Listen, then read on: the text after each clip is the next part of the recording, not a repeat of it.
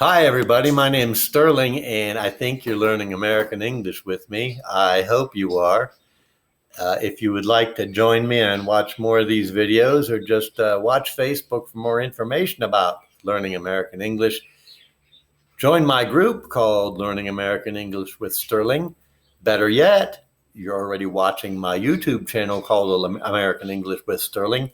Subscribe to it right now, and then you'll get a notice from YouTube every time you open YouTube, each time I publish a new video. I put this video together for two of my one-on-one students that are having difficulty understanding the difference between the verb say and the verb tell. And it is a difficult point for Spanish speakers to figure out which one to use, when to use the preposition to, and when not to use preposition to, and with which verb. So, in order for you to help learn this, here's some context for you. Context is always the best way to learn things. Listen to things in their actual day-to-day use. You'll see how both words are used.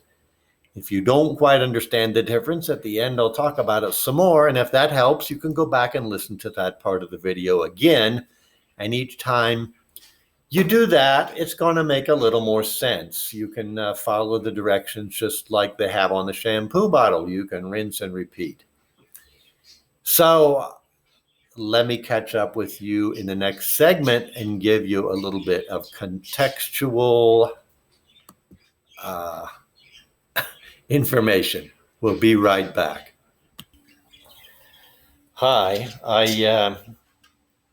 I'm here. I just placed a call to get some information about something. Hang on. Hi, my name's Sterling, and I'm calling to find out what you can tell me about the status of my order. Sure, I'll hold. It's always like this. You know, they're very busy. They say they have to put me on hold. So always I wonder, what are they going to tell me this time? What are they going to tell me? Every time they have a new story to tell me, I can't wait to hear what they have to say this time. So, hello? Yeah. I'm Sterling, and I'm calling to see what you can tell me about the state of the delivery of my kitchen. Sure, I'll hold again. So sometimes, it's hard to be patient and polite when you've been waiting for so much longer than they promised. But I don't want to say the wrong thing to anybody. I don't want to say the wrong thing to the person who might actually be the person who could help me. So, wait a minute, here's somebody. Hi, yeah. This is, My order number is AMS 657384-823. Sure, thank you. I can hold again. So this happens every time. It's bureaucracy. It's a very bureaucratic system. The problem is that I haven't got the name of the person in charge of my job. And so I need someone to tell me his name because, well, I did speak with him once and I forgot to ask his name. So every time I call, I have to tell them my order number all over again. And then they say, you have to wait while they go and look. So I don't see anything negative. I try not to say anything negative. Sometimes I do, but I feel like losing my patience, but it never helps. You just have to stay calm. Last time on the phone, I told the guy in charge of the job whatever his name is, because he told me, and I didn't write his name down. But anyway, I told this guy that I had paid 15,000 pesos of the bill already. So I should get some response, right? And what did he say? He just said, sorry for the inconvenience. Well, it doesn't really help. I'm out 15,000 pesos and I have nothing to show for it. But I don't know. What do you say to these people when something worse is on your mind? That doesn't help. You have to have patience, right? So anyway. Oh, hello? Okay. All right. Well, thank you anyway. After 3. Okay, I'll call back after 3. Bye.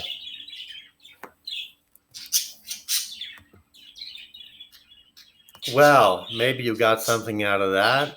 If you didn't, I'll try to explain a little bit about it. I hope you got the point about saying and telling. Can you tell the difference? It's a lot like the difference between decir and contar in Spanish. When you say something, you're giving some kind of information, and that's not always true. With decir in Spanish, you might be giving some information, but in English, generally, you're giving the information with tell.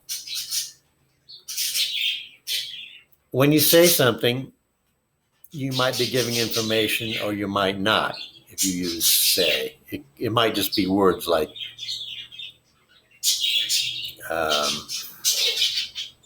well, let me use tell. I could ask, can you tell me a delivery date?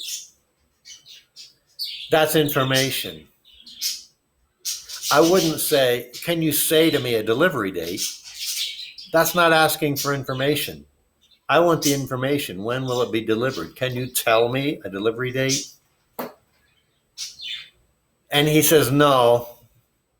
I said say because he just said no. That's a little less information.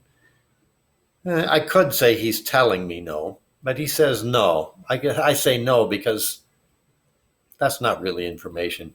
He says no. Can I put you on hold again? That's information. Really, he's just giving me some words to respond to. Can I put you on hold again? He says, can I put you on hold? What if he decided to put me on hold and he didn't ask me? What if he just puts me on hold and then he says, I'm going to put you on hold now? Well, that's information. So I would use tell. I would say, he told me I'm going to put you on hold now. But it could be confusing because I might also say, and he said to me, I'm going to put you on hold now. But in general, tell is associated with more information than say.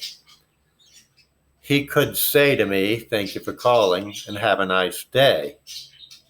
I wouldn't use the word tell. I wouldn't say, he told me, thank you for calling and have a nice day. That's not really giving me information. It's something he said to me. Now, notice that if you use the word say and you're directing what you are saying towards a person, you have to use the preposition to. Like, I said a few kind words to him, or he said to me, hello. If you're directing what you're saying at a person, you must use to. In other words, you can't say, I said him some kind words. No, that's totally incorrect. Or he said me hello. No, totally incorrect. You must use the preposition to in front of the pronoun if you're directing what you're saying at a person. Now, you can say things without directing anything you're saying at a person. Like, I say, it's cold outside. I say it's raining. I'm not directing that at a person. Also, be careful with present tense and past tense. Are you think it out in Spanish? Are you speaking in present tense? Are you speaking in past tense? Do the same thing in English. Be familiar with what's present tense and what's the past tense form of the verb you're using. Say is present tense or says, and said is the past tense for every pronoun. Be familiar with, think in your head, am I taking the present? Am I talking in the past? If you use the wrong one, it's going to sound a little bit clumsy. So let me give an example with say and tell one time more. Like maybe with your kids or your spouse at home, you could say, I told him to take out the trash. I don't have to say to him. I told him. The information I told is directed at him because I use the word tell, the past tense of the word tell. So that direction is included in the word tell. I told him to take out the trash. That's information about what to do. And then I say to him, take out the trash now. I'm giving a command. I say to him, the words are coming out of my mouth. Take out the trash. I'm not giving him information. I'm giving him something to do. I say to him, take out the trash. So what you don't say is, I say him.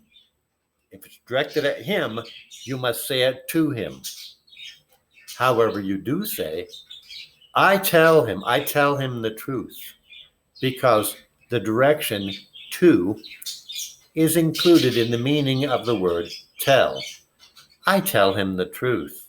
I tell him constantly. I tell him every day. I say to him, stop doing that all the time. I say it to him, stop.